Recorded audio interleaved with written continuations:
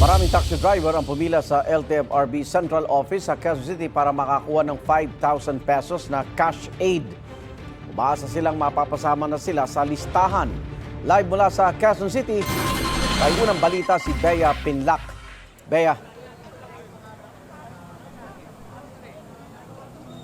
Igan, para sa 5,000 pisong ayuda, dito na nga sa labas ng LTFRB Central Office sa Quezon City, nagpalipas ng magdamag ang maraming taxi driver. Pero wala pa rin daw katiyakan na makakakuha sila ng ayuda ngayong araw dahil marami sa kanila wala pa rin sa listahan.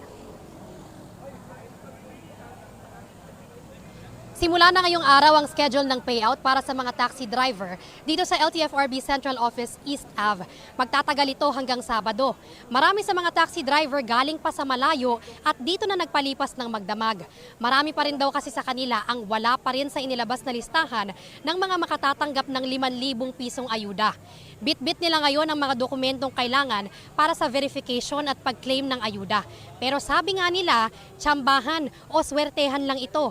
Ang hiling nila, lalo na yung mga ilang dekada ng namamasada, padaliin sana ang proseso sa pagkuha ng ayuda, lalo na't napupunta lang daw sa panggasolina ang arawan nilang kita sa pamamasada.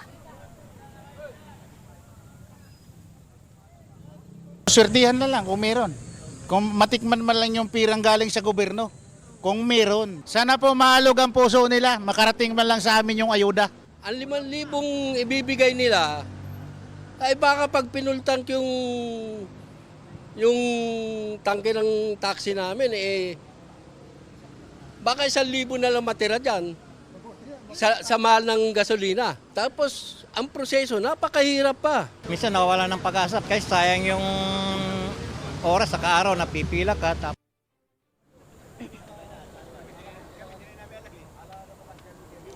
Igan, alas 8 pa ng umaga magsisimulang mamamahagi ng ayuda rito para sa mga taxi driver. Ito yung pila para sa mga wala pa rin sa listahan at dokumento lang ang dala ngayon. Hiwalay pa yan sa pila ng mga nasa listahan na.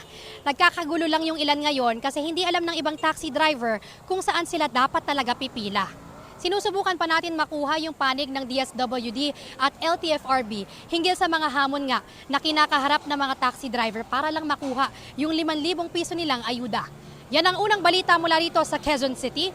Bea Pinlac, GMA News.